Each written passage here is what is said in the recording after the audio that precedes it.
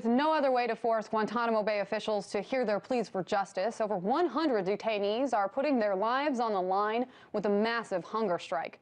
The protest is now in its fifth week, and many are saying it's a do-or-die type of hunger strike. It started when guards were confiscating the detainees' personal belongings, including their own personal Qurans. One New York City-based lawyer who is representing Yemeni detainee Ghalib al-Buhani says her client has lost at least 20 pounds since the strike began. For the latest developments coming out of Cuba and the official response, Pardisi Kubrai joins me now. She's a senior staff attorney at the Center for Constitutional Rights.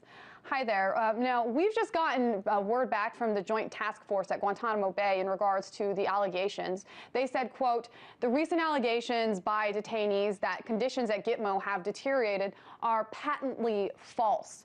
The Joint Task Force takes its duty to treat detainees humanely, very seriously, and seeks to ensure we conduct ourselves in accordance with the highest standards. And we remain under continual scrutiny, oversight, and inspection.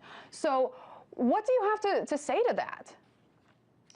What we have heard, well, first of all, the allegation that we're making is a specific one. It is that we have heard from every attorney who has visited the base or communicated with their client in some fashion since February that there is a large-scale hunger strike going on at Guantanamo that affects most of the men there.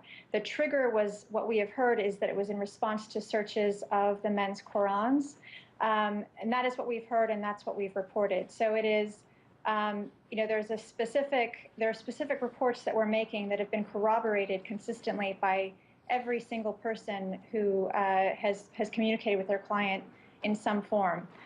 Some of those attorneys have been down and seen the evidence of the physical impact themselves in terms of loss of weight of 20 to 30 or 40 pounds. Let me ask you, how grave is the situation there? How much longer can these men really last before they're in serious physical trouble?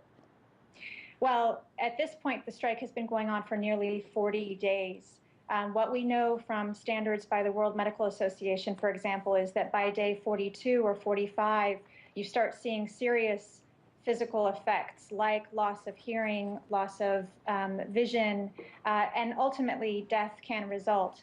So what we're reporting is based on extreme concern about what will happen if the strike continues, and denials by the authorities at this point are frankly not surprising. They have denied allegations like this before. There have been hunger strikes at Guantanamo before that they have downplayed or denied the severity of. So this is not actually that surprising, but it is extremely dangerous and irresponsible. And at this point, we need to hear more from the authorities than that all is fine at Guantanamo. Obviously, there's a lot of disinformation coming out, and it's hard to really know what the truth is because a lot of people aren't allowed in there. It's very, very much closed mouths when it comes to these detainees and their conditions.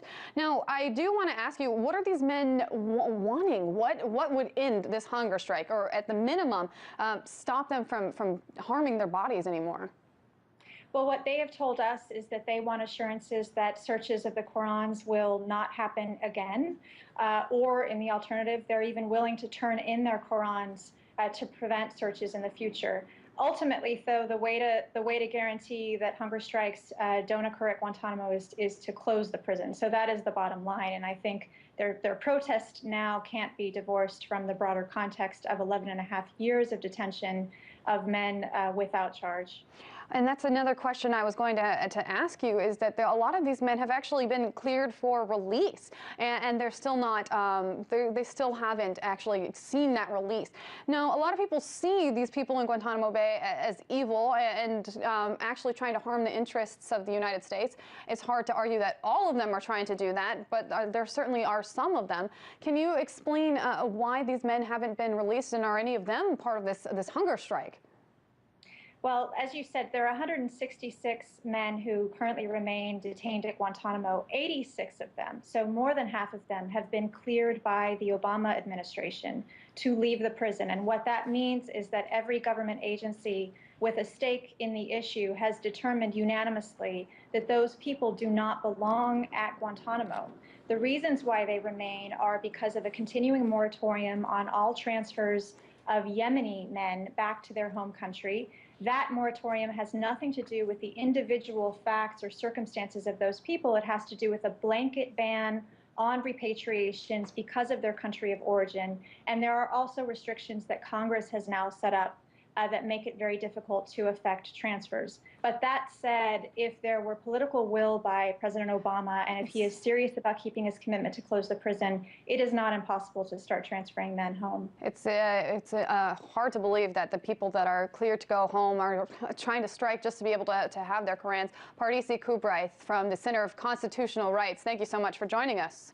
Thank you for having me.